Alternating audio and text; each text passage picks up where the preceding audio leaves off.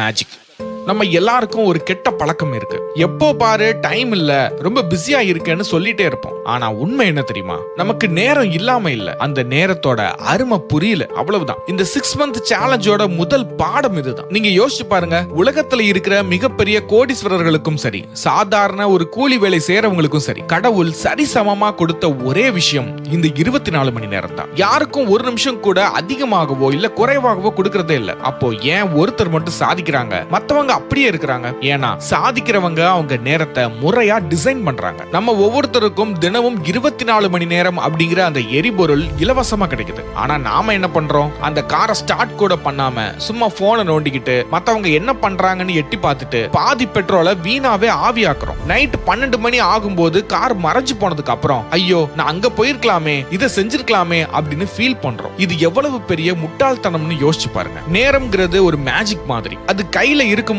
அதோடைய பவர் நமக்கு தெரியாது. ஆனா அது போயிருச்சுன்னா உலகத்துல இருக்கிற பெரிய பெரிய பணக்காரங்க நினைச்சா கூட ஒரு நிமிஷத்தை கூட விலைக்கு வாங்க முடியாது. நீங்க ஒரு எக்ஸாம்ல ஃபெயில் ஆயிட்டீங்களா, இல்ல ஒரு பிசினஸ்ல நஷ்டம் ஆயிருச்சா, கவலையே படாதீங்க. பணத்தையும் மார்க்கையும் திரும்ப எடுத்துடலாம். ஆனா அந்த எக்ஸாமுக்கு முன்னாடி நீங்க வீணாக்குன 1 மணி நேரத்தை யாராலையும் திரும்ப தர முடியாது. நம்ம ஊர்ல சொல்லுவாங்கல்ல, காலம் பொன் போன்றதுன்னு. நான் சொல்வேன், காலம் பொன்னை விட மேலானது. ஏன்னா தொலைஞ்ச தங்கத்தை கண்டுபிடிச்சிடலாம், ஆனா போன காலம் போனதுதான். அதனால சொல்றேன், நேரத்தை ஒரு மிராக்கலா பாருங்க. இந்த 6 month சேலஞ்சில நாம செய்ய போற முதல் விஷயம், காலையில நீங்க கண்ணு முழிக்கும் போது இன்னைக்கு ஒரு சூப்பர் சான்ஸ் கிடைச்சிருக்குது, இந்த 24 மணி நேரத்துல என்னென்ன உருப்படியா பண்ணலாம்னு ஒரு தெம்போட ஆரம்பிங்க. உங்க நேரத்தை நீங்க மதிக்கலனா இந்த உலகம் உங்களை மதிக்காது. உங்ககிட்ட இருக்கிற அந்த டைம் அப்படிங்கிற முதலீட்டை சரியா பயன்படுத்துங்க. தேவையில்லாத அரட்டை, மத்தவங்கள பத்தி புறம் பேசுறது, கண்ட வீடியோக்களை பாக்குறதுன்னு உங்க பெட்ரோலை வேஸ்ட் பண்ணாதீங்க. உங்க இலக்க நோக்கி உங்க வண்டியை ஓட்டுங்க. இந்த அதிசயம் தினமும் உங்களுக்கு கிடைக்குது. அதை சரியா பயன்படுத்திக்கிட்டா நீங்க நினைச்சதை விட ஒரு பெரிய உயரத்துக்கு போக முடியும். ஞாபகம் இருக்கட்டும் நண்பா, அந்த கார் தினமும் வந்துட்டு தான் இருக்கு, ஆனா ஒரு நாள் வராமலும் போகலாம். அதனால வண்டி நிக்கும் போதே சீட் பெல்ட்டை போட்டுட்டு கிளம்புங்க. Number 2, identify unconscious leaks. நேரம்ங்கிறது கையில இருக்கிற தண்ணி மாதிரி நண்பா. நாம குடிச்சா அது உடம்புக்கு தெம்பு, ஆனா கையில இருந்து தவறி விழுந்துட்டா அது வெறும் தரைக்கு தான் சொந்தம். நாம எல்லாரும் என்ன நினைக்கிறோம்னா, நான் எங்கடா நேரத்தை வேஸ்ட் பண்றேன், எப்போ பாரு வேலையாவே தானே இருக்கிறேன் அப்படின்னு நம்ம மனசை நாமளே ஏமாத்திக்கிறோம். ஆனா உண்மை வேற. இப்போ ஒரு சின்ன உதாரணம் சொல்றேன் கேளுங்க. நீங்க உங்க வீட்டுக்கு வாட்டர் டேங்க் வைக்கிறீங்கன்னு வச்சுப்போம். அந்த டேங்க் ஃபுல்லா தண்ணி ஏத்திட்டீங்க. ஆனா அந்த டேங்க்ல இருந்து வர்ற பைப்ல எங்கேயோ ஒரு சின்ன ஓட்டை இருக்கு. அந்த ஓட்டை வழியா சொட்டு சொட்டா தண்ணி விழுது. நீங்க பாக்குறதுக்கு அது வெறும் சொட்டு தானே அப்படின்னு அசால்ட்டா விட்டுருவீங்க.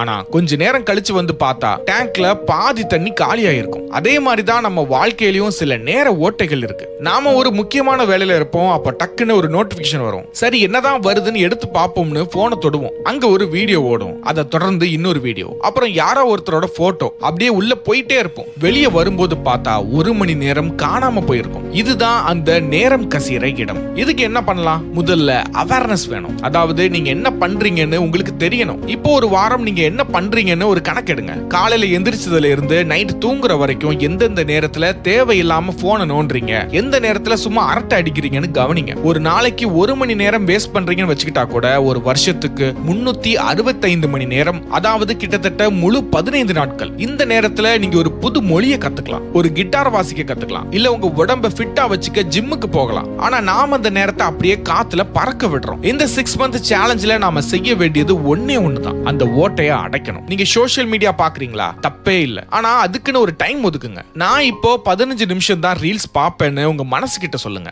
அதை தாண்டி 1 நிமிஷம் கூட அங்க நிக்காதீங்க. உங்க நேரத்தை நீங்க திருட விடாதீங்க நண்பா. ஏன்னா மத்தவங்க வந்து உங்க நேரத்தை எடுத்துட்டு போயிட்டா அவங்க வளருவாங்க, ஆனா நீங்க அங்கேயே தான் நிப்பீங்க. உங்க டேங்க்ல வாட்டர் ஃபுல்லா இருக்கணும்னா அந்த சின்ன சின்ன ஓட்டைகளை முதல்ல கண்டுபிடிச்சு அடைங்க. அப்போதான் உங்க வாழ்க்கையில ஒரு பெரிய மாற்றம் வரும். Number 3, manage human nature.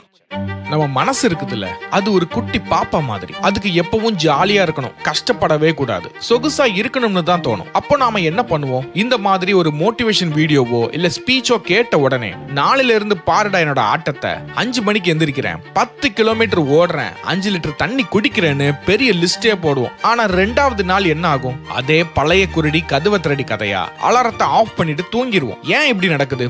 ஏன்னா நாம நம்ம ஹியூமன் நேச்சர், அதாவது மனுஷ இயல்பை புரிஞ்சிக்காம புரியாம அது கூட மல்லு கட்டுறோம். ஒரு வில்லன் மாதிரி நம்ம மனசை போட்டு அமுக்க பாக்குறோம். அதுக்கு பதிலா அதை ஒரு ஃப்ரெண்ட் மாதிரி டீல் பண்ண கத்துக்கணும். இப்போ ஒரு உதாரணம் சொல்றேன். ஒரு மனுஷன் ஒரு பெரிய மலை மேல ஏறணும்னு நினைக்கிறான்னு வச்சுக்கோங்க. அவன் எடுத்த உடனே குதிச்சு குதிச்சு மேல போக பார்த்தா கொஞ்ச நேரத்திலேயே மூச்சரிச்சு கீழே விழுந்துருவான். ஆனா இன்னொருத்தன் இருக்கான். அவன் என்ன பண்றான்னா, மலை பெருசுதான், ஆனா நான் இப்போ அடுத்த ஒரு 10 அடி மட்டும் தான் வைக்க போறேன் அப்படின்னு மெதுவா ஆரம்பிக்கிறான். அந்த 10 அடி அவனுக்கு பெருசா வலிக்காது. அந்த 10 அடி முடிஞ்சதும் அடுத்த 10 அடியா ஆரம்பிக்கிறான். இப்படி மெதுவா போறவன் தான் சிகரத்தை தொடுவான். இதே டெக்னிக் தான் நீங்க உங்க வாழ்க்கையிலையும் யூஸ் பண்ணணும். இந்த 6 மந்த் சேலஞ்சில எடுத்த உடனே உலகத்தை மாத்த போறேன்னு குதிக்காதீங்க. உங்க மனசை கேளுங்க. இன்னைக்கு ஒரு 15 நிமிஷம் மட்டும் நாம ஒரு நல்ல விஷயம் பண்ணலாமா அப்படின்னு கேளுங்க. அந்த 15 நிமிஷம் அப்படிங்கிறது உங்க மனசுக்கு ஒரு பெரிய பாரமா தெரியாது. சரி பண்ணுவோம் அப்படின்னு அதுவும் ஒத்துழைக்கும். ஒரு மாசம் கழிச்சு அந்த 15 நிமிஷத்தை 20 நிமிஷமா மாத்துங்க. அப்படியே மெதுமெதுவா ஏத்துங்க. இந்த உலகத்துல பெரிய பெரிய சாம்பியன்ஸ் எல்லாம் ஒரே நாள்ல சாம்பியன் ஆனவங்க இல்ல நண்பா. டெய்லி அந்த சின்ன சின்ன வேலையை விடாம செஞ்சதுனாலதான் அவங்க இன்னைக்கு மேல இருக்கிறாங்க. உங்க உடம்பு சில நாள் டயர்டா இருக்கும், சில நாள் உங்களுக்கு மூடே இருக்காது. அதெல்லாம் சகஜம்தான். அந்த நேரத்துல உங்களை நீங்களே போட்டு வருத்திக்காதீங்க. பரவாயில்ல, இன்னைக்கு என்னால முடிஞ்ச ஒரு சின்ன வேலையை மட்டும் பண்றேன்னு சொல்லிட்டு நகருங்க. நீங்க போடுற அந்த சின்ன சின்ன விதை தான் ஒரு நாள் ஒரு பெரிய ஆலமரமா நிக்கும். மனுஷ இயல்புங்கிறது சோம்பேறித்தனம் கிடையாது, அது ஒரு பாதுகாப்பு உணர்வு. அந்த உணர்வை காயப்படுத்தாம மெதுவா அதுக்கு பழக்கப்படுத்துங்க. உங்க மனசை நீங்க ஜெயிக்கணும்னா அது கிட்ட சண்டை போடாதீங்க, அதை தந்திரமா வழி நடத்துங்க. இந்த 6 மாசம் கழிச்சு நீங்க திரும்பி பார்க்கும்போது நீங்க ஏறின அந்த மலை உங்களை ஆச்சரியப்படுத்தும். 4. Elevate through growth hours. நம்ம ஊர்ல ஒரு பழமொழி சொல்லுவாங்க, விளையும் பயிர் முளையிலேயே தெரியும்னு. ஆனா நான் என்ன சொல்வேன்னா, ஒரு மனுஷன் ஜெயிக்க போறானா இல்லையாங்கிறது அவன் வேலை நேரம் முடிஞ்சதுக்கு அப்புறம் என்ன பண்றான்றத பொறுத்து தான் இருக்குது. இந்த 6 மாசத்துல நீங்க ஒரு growth hour-ஐ உருவாக்கணும். இப்போ ஒரு உதாரணத்தை பார்ப்போம். 2 நண்பர்கள் ஒரு கம்பெனில வேலை செய்யறாங்கன்னு வச்சுப்போம். 2 பேருமே காலையில 9 மணில இருந்து சாயங்காலம் 6 மணி வரைக்கும் செமையா உழைக்கிறாங்க. 6 மணிக்கு அப்புறம் முதல் ஆளு நேரா வீட்டுக்கு போயிட்டு ஒரு டீயை குடிச்சிட்டு அப்படியே டிவி முன்னாடி உட்கார்ந்து சீரியலோ இல்ல கிரிக்கெட்டோ பார்த்துட்டு தூங்கிடுறாரு. இவர் வருஷம் முழுக்க இப்படியே தான் இருப்பாரு. இவருடைய வளர்ச்சி அந்த கம்பெனி கொடுக்கிற இன்கிரிமெண்ட்ல தான் இருக்கும். ஆனா 2வது ஆள் இருக்கிறார் பாருங்க, அவர் ஒரு ஸ்மார்ட்டான ஆள். 6 மணிக்கு வேலை முடிஞ்சதும் வீட்டுக்கு வந்து ஒரு அரை மணி நேரம் ரெஸ்ட் எடுத்துட்டு 7 மணில இருந்து 8 மணி வரைக்கும் growth hours அப்படின்னு ஒரு நேரத்தை ஒதுக்குறாரு. அந்த 1 மணி நேரத்துல அவர் என்ன பண்றாருன்னா, தன்னுடைய துறை சார்ந்த ஒரு புது விஷயத்தை கத்துக்கிறாரு, இல்ல ஒரு நல்ல புத்தகம் படிக்கிறாரு, இல்லனா ஒரு புது ஸ்கில்ல கத்துக்கிறதுக்காக ஆன்லைன் கிளாஸ கவனிக்கிறாரு. இப்போ யோசிச்சு பாருங்க, ஒரு நாளைக்கு 1 மணி நேரம்னா ஒரு வருஷத்துக்கு கிட்டத்தட்ட 365 மணி நேரம். இந்த 2வது ஆளு மத்தவங்களை விட எவ்வளவு முன்னாடி போயிருப்பாருன்னு கற்பனை பண்ணி பாருங்க. இதுதான் நண்பா வித்தியாசம். நம்ம எல்லாருக்கும் வயிறு வளர்க்க ஒரு வேலை தேவைப்படுது, அது தப்பே இல்லை. ஆனா அறிவு வளர்க்கவும் உங்க வாழ்க்கை தரத்தை உயர்த்தவும் நீங்க தனியா நேரம் ஒதுக்கியே ஆகணும். அந்த நேரத்தை தான் நான் கோல்டன் ஹவர்ஸ்னு சொல்றேன். உங்க ஆபீஸ் வேலை உங்களை வாழ வைக்கும், ஆனா இந்த growth hours தான் உங்களை ஆள வைக்கும். நீங்க பஸ்ல போகும்போது, ட்ரெயின்ல போகும்போது, இல்ல சும்மா காத்திருக்கும் போது கூட இந்த நேரத்தை நீங்க உருவாக்கலாம். காதுல ஹெட்போனை போட்டுட்டு மொக்க பாட்டை கேட்கறதுக்கு பதிலா ஒரு நல்ல ஆடியோ புக்கை கேளுங்க. எனக்கு டைமே இல்லைன்னு நீங்க சொல்லலாம், ஆனா உண்மையிலேயே ஒரு நாளைக்கு 24 மணி நேரத்துல நமக்காக ஒரு மணி நேரம் கூட ஒதுக்க முடியலன்னா நாம இன்னும் நம்ம வாழ்க்கையை வாழவே ஆரம்பிக்கலன்னு தான் அர்த்தம். உங்க வளர்ச்சிக்காக நீங்க செலவு பண்ற ஒவ்வொரு நிமிஷமும் எதிர்காலத்துல உங்களுக்கு மிகப்பெரிய லாபத்தை தரும். உங்க நேரத்தை நீங்க செதுக்கணும் நண்பா. ஒரு பாறையை எப்படி உளிய வச்சு செதுக்கி சிலையா மாத்துறாங்களோ அதே மாதிரி உங்க 24 மணி நேரத்துல இருந்து தேவையில்லாத அரட்டை, தூக்கம், சோம்பேறித்தனத்தை செதுக்கி எடுத்துட்டு அந்த இடத்துல உங்க வளர்ச்சிக்கான விஷயங்களை வைங்க. 6 மாசம் கழிச்சு நீங்க ஒரு அழகான சிலையா மத்தவங்க வியந்து பார்க்கிற ஒரு வெற்றியாளரா மாற முடியும். நம்பர் 5. ரிகைண்டல் டிசைர். நம்ம எல்லாருடைய வாழ்க்கையிலையும் இது நடக்கும். ஒரு வீடியோ பார்ப்போம், இல்லைன்னா ஒரு ஸ்பீச் கேட்போம். அப்போ ஒரு 2 நாளைக்கு செம ஃபயரா இருக்கும், இனிமே நான் வேற மாதிரி அப்படின்னு கெத்தா சுத்துவோம். ஆனா 3வது நாள் அந்த தீ அப்படியே அணைஞ்சு போய் திரும்பவும் பழையபடி சோம்பேறித்தனம் வந்து ஒட்டிக்கும். இது ஏன்னு என்னைக்காவது யோசிச்சிருக்கீங்களா? ஏன்னா நமக்குள்ள இருக்கிற அந்த ஆசை வெறும் மேலோட்டமா தான் இருக்கும், அது ஆழமா இல்ல. இந்த 6 மந்த் சேலஞ்சில் முழுமையா ஜெயிக்கணும்னா உங்களுக்கு ஒரு உறுதியான எண்ணம் இருக்கணும். இப்போ ஒரு உதாரணம் சொல்றேன் கேளுங்க. நீங்க ஒரு புதுசா மொபைல் போன் வாங்குறீங்கன்னு வச்சுப்போம். அந்த போன்ல நீங்க சூப்பரா கேம் விளையாடலாம், படம் பார்க்கலாம், எல்லாம் பண்ணலாம். ஆனா அந்த போன்ல சார்ஜ் தீந்து போயிட்டா அது வெறும் ஒரு கண்ணாடி துண்டு தானே. அதே மாதிரி தான் உங்க மோட்டிவேஷன். அந்த சார்ஜை நீங்க அடிக்கடி ஏத்திக்கிட்டே இருக்கணும். அந்த சார்ஜ் தான் உங்களுடைய பர்னிங் டிசைர், அதாவது உங்களுடைய பற்றி எரியும் ஆசை. உங்களுக்கு ஒரு கனவு இருக்குன்னு வச்சுப்போம், நான் ஒரு பெரிய பிசினஸ் ஆரம்பிக்கணும், இல்ல நான் செமையா சம்பாதிக்கணும்னு. ஆனா ஏன் இதை செய்யணும் அப்படிங்கிற கேள்விக்கு உங்ககிட்ட ஒரு பவர்ஃபுல்லான பதில் இருக்கணும். உதாரணத்துக்கு, நான் ஏன் ஜெயிக்கணும்னா எங்க அம்மாவையும் அப்பாவையும் ராஜா மாதிரி பாத்துக்கணும், என்ன கேலி பண்ணவங்க முன்னாடி நான் யாருன்னு நிரூபிக்கணும் அப்படின்னு ஒரு வைராக்கியம் இருக்கணும். இந்த மாதிரி ஒரு காரணம் உங்களுக்குள்ள இருந்தா நீங்க டயர்ட் ஆகும் போதெல்லாம் அந்த நினைப்பு உங்களை மறுபடியும் எழுப்பி உட்கார வைக்கும். அதுதான் உங்க மனசுக்குள்ள அணையாம எரிகிற தீ. ஒரு கார் ரேஸ் நடக்குதுன்னு வச்சுப்போம், அந்த டிரைவர் ஏன் அவ்வளவு ஸ்பீடா போறாரு? அவருக்கு அந்த ஜெயிக்கிற மெடல் மேல இருக்கிற ஆசையை விட அந்த வேகத்துல இருக்கிற வெறி தான் அவரை ஓட்ட வைக்குது. உங்களுக்குள்ளேயும் அந்த மாதிரி ஒரு வெறிய நீங்க வளர்த்துக்கணும். உங்க மூளையில RAS, அதாவது ரெட்டிகுலர் ஆக்டிவேட்டிங் சிஸ்டம் அப்படின்னு ஒரு பகுதி இருக்கு நண்பா. இது ஒரு செக்யூரிட்டி கார்டு மாதிரி. உங்க ஆசை எதுல ரொம்ப ஸ்ட்ராங்கா இருக்கோ அந்த விஷயத்தை மட்டும்தான் உங்க கண்ணு முன்னாடி கொண்டு வந்து நிறுத்தும். நீங்க ஜெயிக்கணும்னு வெறியா இருந்தீங்கன்னா உங்களுக்கு சுத்தி இருக்கிற வாய்ப்புகள் எல்லாம் உங்க கண்ணுக்கு தெரியும். ஆனா நீங்க சோம்பேறியா இருந்தீங்கன்னா தூங்குறதுக்கு எப்போ பெட் கிடைக்குங்கிறது தான் உங்க கண்ணுக்கு தெரியும். அதனால அப்பப்போ உங்களை நீங்களே தட்டி எழுப்பிக்கோங்க. உங்க கனவை ஒரு பேப்பர்ல எழுதி உங்க கண்ணு முன்னாடி ஒட்டி வைங்க. இந்த 6 மாசமும் நீங்க எதுக்காக இந்த போராட்டத்துல இறங்குனீங்கன்றத அடிக்கடி ஞாபகப்படுத்திக்கிட்டே இருங்க. வாழ்க்கையில ஒரு தடவை தோத்து போயிட்டா முடிஞ்சு போயிருச்சுன்னு நினைக்காதீங்க. அணைஞ்சு போன தீய மறுபடியும் மூட்ட முடியும். ஆனா அதுக்கு நீங்க கொஞ்சம் முயற்சி பண்ணணும். உங்க ஆசைய மறுபடியும் புதுப்பிச்சுக்கிட்டே இருங்க. அந்த தீ தான் உங்களை 24 மணி நேரமும் ஒரு புயல் மாதிரி ஓட வைக்கும். Number 6, strengthen your focus.